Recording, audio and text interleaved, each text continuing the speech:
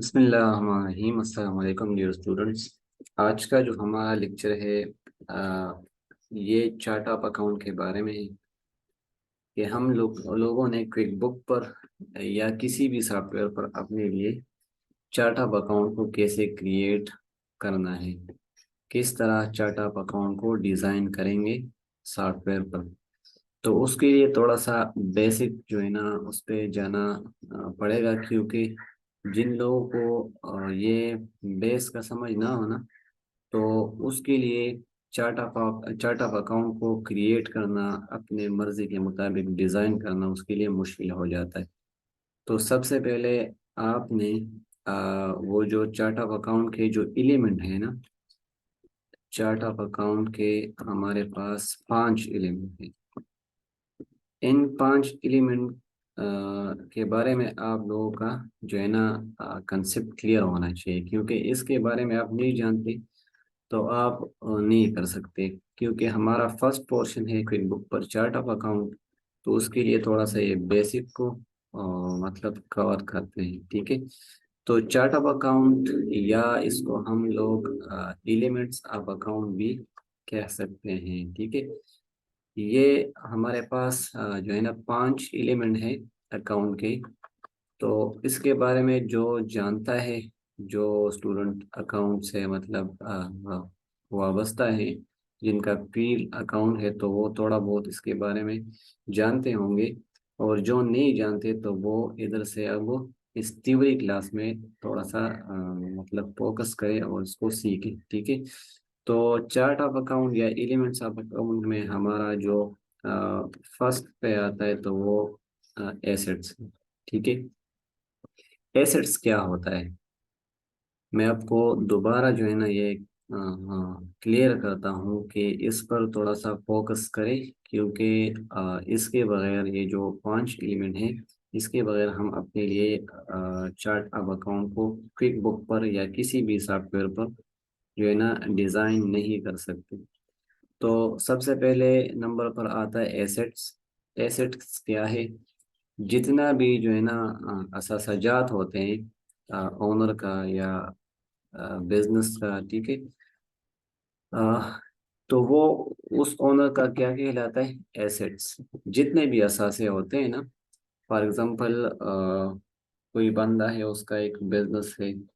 Business का जो building होता है या जो सामान होता है, जितना भी ऑफिस में सामान होता है या बिजनेस के लिए जो कार्स वगैरह यूज करते हैं, तो वो सारी चीजें या उसके पास जो अमाउंट में पैसे पड़े हैं बिजनेस में, तो वो सारे जो है ना उस ओनर का क्या कहलाएगा, एसेट्स। ठीक हो गया।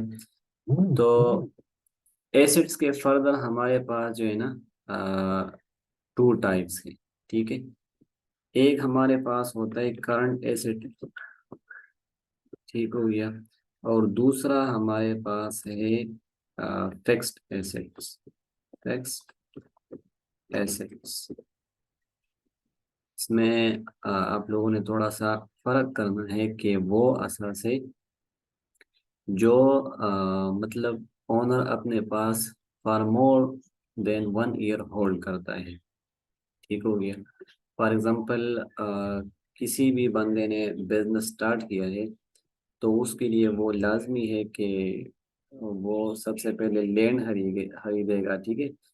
ज़मीन उसको मतलब चाहिए कि वहाँ वो कंपनी जो है ना बनाए या कोई और कारोबार जो है ना उधर फिक्स करे।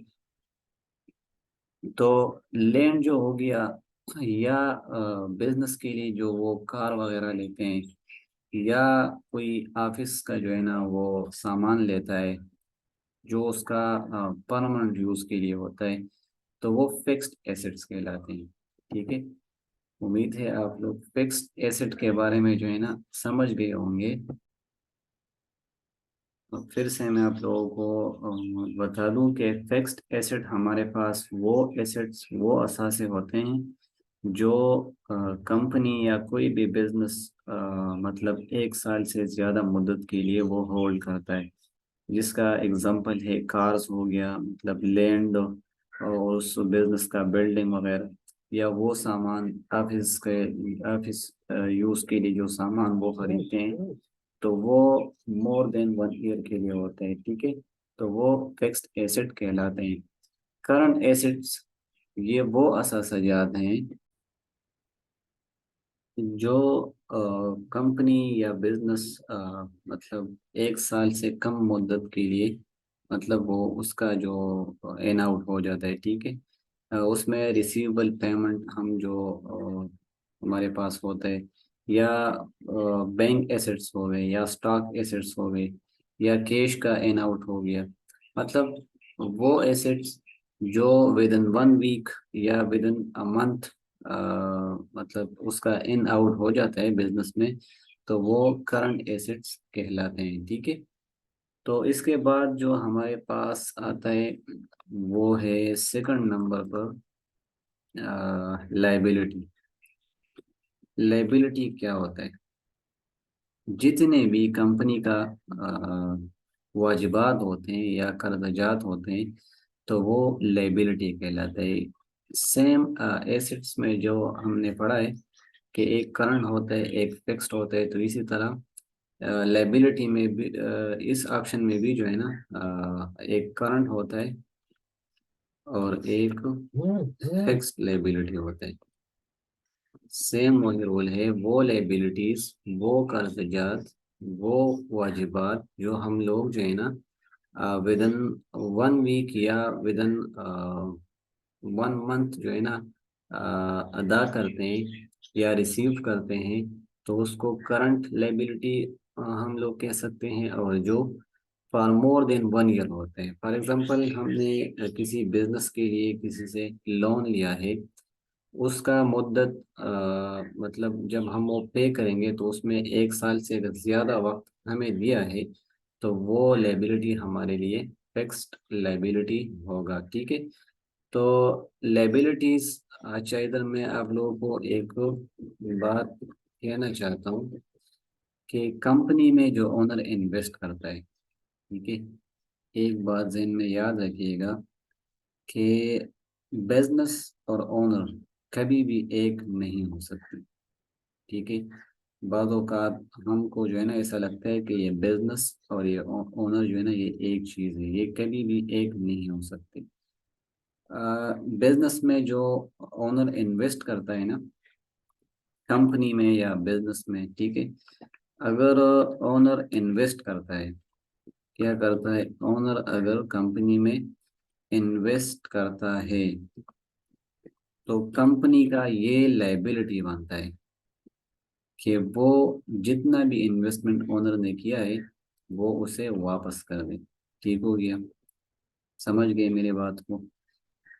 ओनर ने कंपनी में जितना या बिजनेस में जितना भी इन्वेस्टमेंट किया है, ठीक हो गया, तो वो मतलब कंपनी का या बिजनेस का ये जिम्मेदारी है, ये बिजनेस के लिए लाइबिलिटी है कि वो जो है ना ओनर को वापस कर दे, ठीक है। तो कहने का मतलब ये है कि आप लोगों ने बिजनेस और ओनर को कभी भी एक साथ नहीं जोड़ना है, ठीक है। इसके अलावा हमारे पास आता है कैपिटल, ठीक हो गया। कैपिटल का क्या मतलब है? कैपिटल, ओनर जितना भी इन्वेस्टमेंट करता है कंपनी में, ठीक हो गया, ओनर का इन्वेस्टमेंट जो होता है वो उसका कैपिटल कहलाता है, ठीक हो गया। इसके बाद फोर्थ ऑप्शन पर हमारे पास आते हैं एक्सपेंसेस। एक्सपेंसेस जिसको हम लोग कहते हैं अखराजात। कंपनी का जितना भी या बिजनेस में जितना भी जो है ना हमारा जो अखराजात होते हैं, तो वो एक्सपेंसेस कहलाते हैं। इधर भी हमारे पास एक जो है ना सॉरी ये नहीं एक हमारे पास होगा डायरेक्ट एक्सपेंस, ठीक हो गया, डायरेक्ट एक्सपेंस।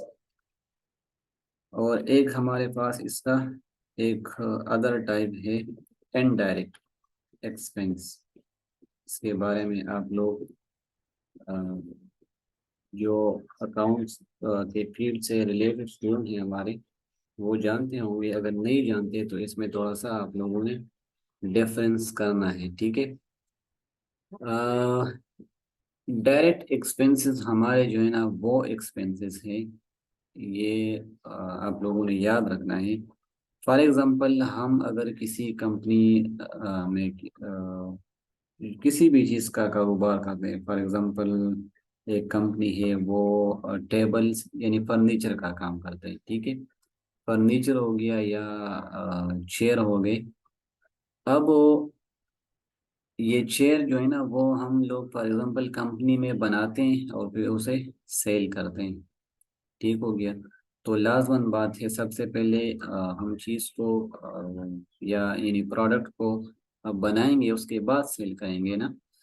तो स्टार्टिंग पॉइंट में, स्टार्ट पॉइंट से लेकर एंड पॉइंट तक जो हम लोग सामान को बनाते हैं उस पर जो खर्चा आता है ना, तो वो हमारा कहलाएगा डायरेक्ट एक्सपेंसेस। समझ गए मेरे बात को? मेरे कहने का मतलब ये है कि फॉर एग्जांपल हम फर्नीचर का काम करते हैं, टेबल चेयर वगैरह। फॉर एग्जांपल हम चेयर बनाते हैं, इसी चेयर पर जो इसके लिए मतलब लकड़ियां जो है ना हम मंगवाते हैं, इसके लिए कील मंगवाते हैं, फिर इसको रंग करने के लिए जो है ना वो रंग मंगवाते हैं। तो ये इस पर हमारा जो है ना डायरेक्ट खर्चा होता है। तो ये हमारा कहाँ पे काउंट होगा? डायरेक्ट एक्सपेंसेस में, ठीक हो गया। इसके बाद इनडायरेक्ट एक्सपेंसेस, ये वो एक्सपेंसेस है कि फॉर एग्जांपल अब टेबल और चेयर तैयार हो चुके हैं, ठीक है। अब इसको नेक्स्ट इसका जो है ना प्रोसेस क्या होता है कि इसको सेल करें, ठीक हो गया। जब हम इसको सेल करेंगे तो लाजमन बात है, इसको हम कहाँ पे ले जाएंगे?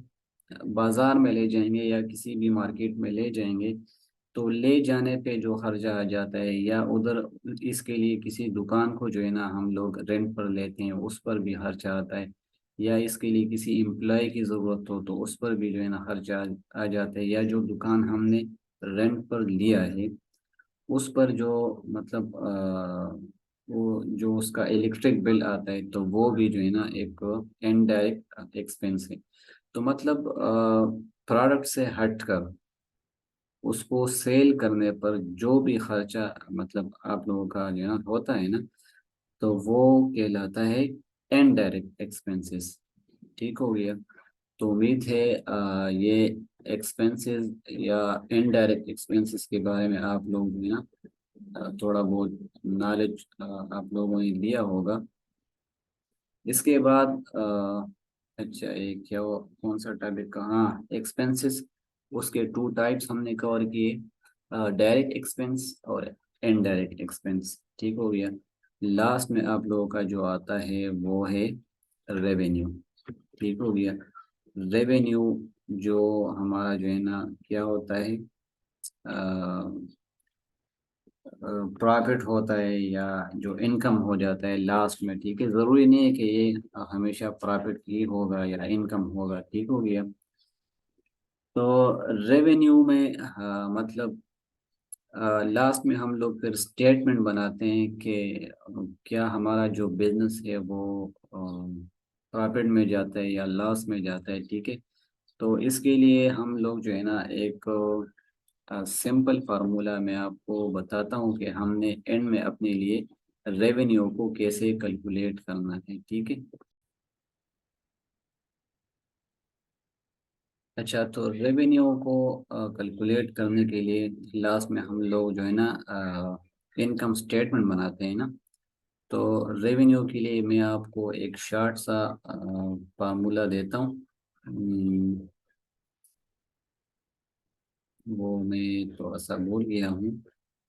अच्छा, इनकम स्टेटमेंट जो है ना जब हम लोग बनाते हैं तो रेवेन्यू से जो हमारा इनकम हो जाता है कंपनी में, ठीक हो गया। तो रेवेन्यू से हम लोग अपने लिए माइनस करेंगे डायरेक्ट एक्सपेंसेस, ठीक हो गया। डायरेक्ट एक्सपेंसेस जब इससे माइनस करते हैं तो इससे हमारा निकल आएगा ग्रॉस प्रॉफिट। ग्रॉस प्रॉफिट, ठीक हो गया, ग्रॉस प्रॉफिट, क्लियर। और जब ग्रॉस प्रॉफिट से हम लोग माइनस करते हैं क्या चीज, इनडायरेक्ट एक्सपेंस, इनडायरेक्ट एक्सपेंस को माइनस करते हैं तो उससे हमारा निकल आएगा नेट प्रॉफिट। क्लियर हो गया?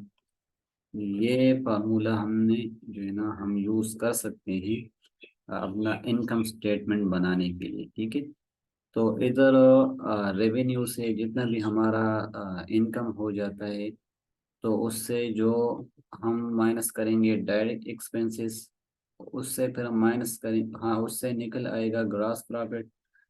तो ग्रॉस प्रॉफिट से इनडायरेक्ट एक्सपेंसेस को माइनस करते हैं तो हमारा निकल आ जाता है नेट प्रॉफिट।